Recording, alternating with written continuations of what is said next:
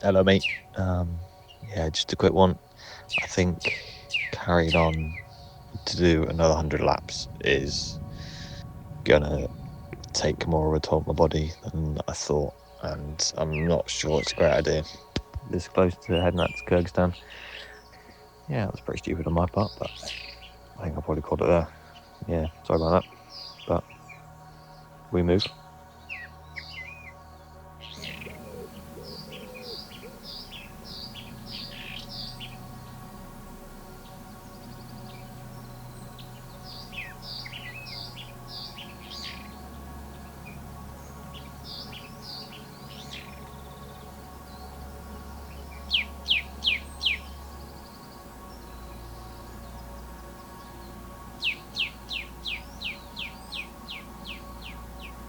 With racing, you're always hemmed into a date and a time frame. You can't change that. So to be able to find something to fill the gaps and still keep motivated.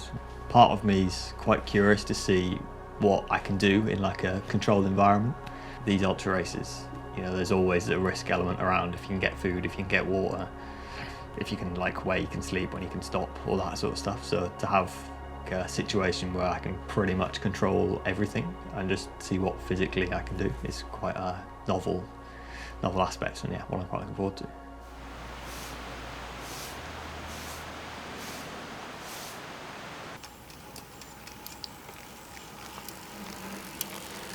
Let's go again. Round two. My racing long distance started.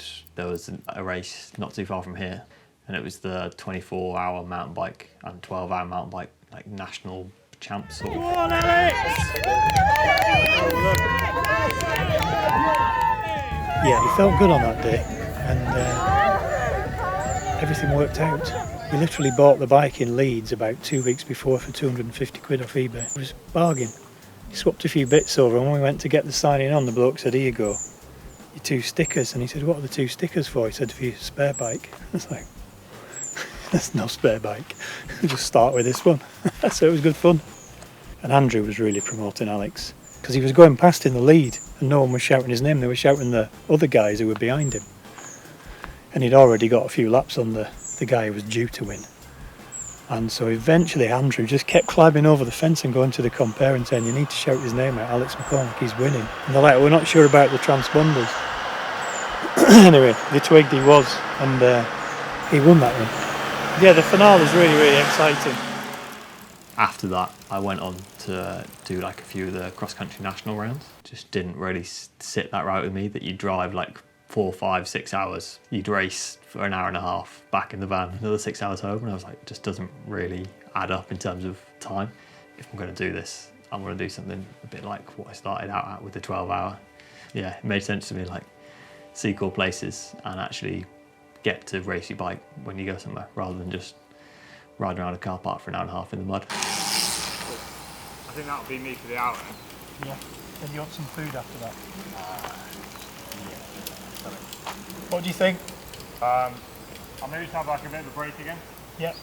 Yeah, I think travelling to new countries, sort of experiencing new continents and such, and say going to Morocco.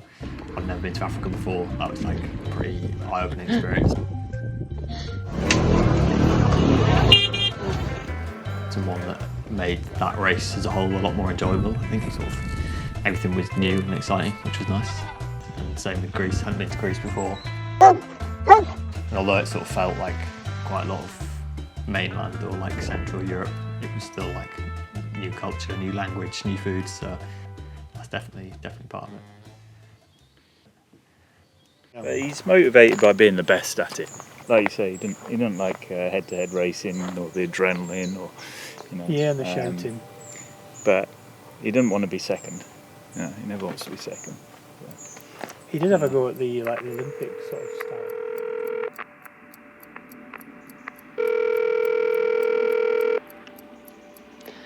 I've known Alex for 10 years now, sailing and riding, and we've spent a lot of time riding bikes together. I always find we can be in a beautiful, amazing landscape and he'll just be like, "Yeah, it's all right."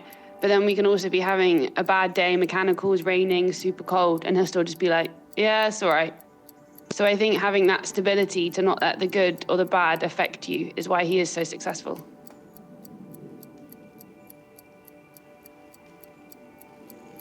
Maybe something that's like maybe something I'm weirdly good at. I think maybe that's why I'm quite suited to it, because once I sort of set my mind on something, I'm quite happy not stopping till it's done. Never really felt like quitting unless there's like an obvious issue. Not doing lasting damage to me is pretty key. So yeah, it's never sort of crossed my mind to quit unless it's obvious that I need to do so. I'll wave at you later then, and I'll wait tomorrow if I see you.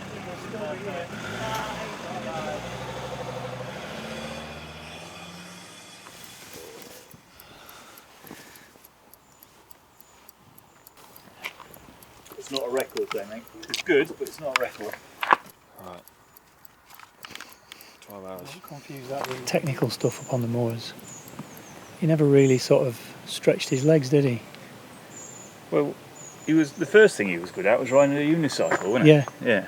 And then I think Al was 17, and that was the first time Alex joined us on a tour. He was obviously stronger.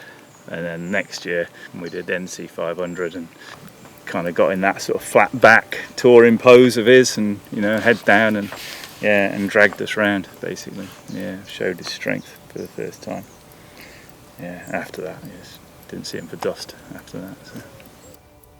I guess first time I sort of realised that I could actually mix it towards the front was at the Highland Trail in 2022, I think it was, where I ended up having to scratch because I got too many punctures. But when I first realised that I might actually not be too bad at it, and it's worth giving it a go.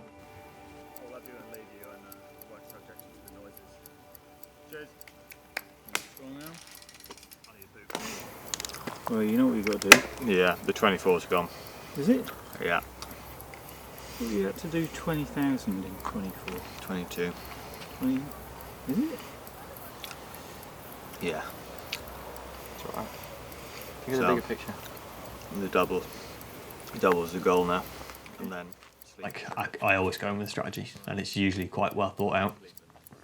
And I guess it's one of those where, like, if you ask someone new, they'll always be like, don't go with a strategy because it'll always go wrong. But what I'd be most scared of previously, it definitely would have been failing. But I kind of feel like I'm at a point now where not trying is the bigger risk for me. Fear of failure sort of dropped off a bit recently, and it's now more from having fun. To me, that's successful. So that's always the main goal.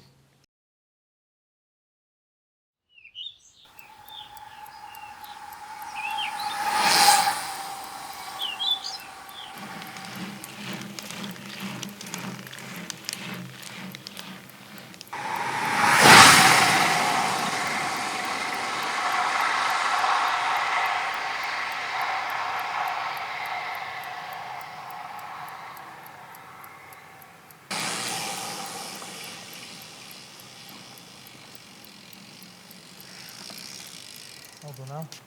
Doing a fantastic job. Another 60 metres. Cool. Enjoy the last 60 metres. Yeah. Double. 17,700. 2111. 21:11.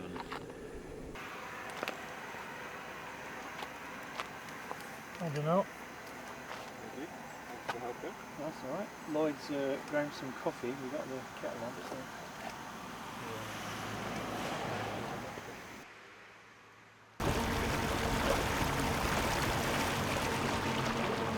My official time, according to Everesting, my official time was 20 hours, 55 minutes and 27 seconds. And that's for 17,700 metres, thereabouts, plus or minus a few metres. And up and down Crowcombe Hill, 117 times. I guess there was like three aims. So yeah, that was one of them. But I didn't get all three. 1 out of 3. Take that. It's better than none out of 3. I put quite a bit of effort into the first attempts, and then for that not to pull off and learn from that, I think there's no way I was packing this one in without at least getting one of the records. First attempt with the gearing was just so wrong. I think I had a 32 on the back and a 32 on the front, so my average cadence for each lap was about 50 RPM, which just took its toll on my knees, and like the pressure on my feet was pretty obscene, so I knew it wasn't worth carrying on. Sometimes a pain like hits the threshold and then sort of plateaus, whereas this was just like declining the whole time. So I thought, especially with Silk Road coming up as the main goal, I didn't want to risk a proper injury. This time I felt like I was actually fairly prepared, or like prepared enough to pull it off. So yeah, I wanted to make sure it happened.